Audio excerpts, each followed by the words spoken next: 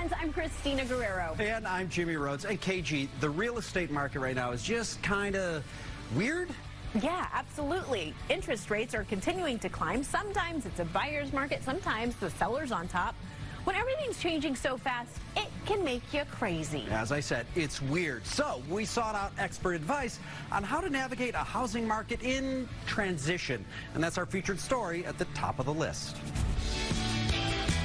The housing market can be maddening to predict. So what do the experts think? I think it's an excellent time to be a buyer, so much so that I just bought a house. Hey, it's our pal Trevor Halpern, president and CEO of Halpern Residential at North & Co. You're going to have sellers willing to concede on a number of things, including price. We're running down the best strategies for the current housing market. And let's start with what's not only the elephant in the room, but an elephant in the room that's smashing all your furniture, interest rates. Don't just look at interest rates alone when it comes to your purchase decision. Look a couple of chess moves down the board until we can refi into a more permanent mortgage at a lower interest rate. The idea here is that rates shot up pretty quickly, but at some point, and really nobody knows when, but someday, they'll start to ease down again. So ask yourself, do I love this house? Can I afford the payment over an indeterminate period of time? And more than ever, you really need to shop for your loan. Because there are many loan products out there that could fit your particular need, get you a lower interest rate, and ride it out. And because there's so much pent-up demand and not nearly enough housing inventory,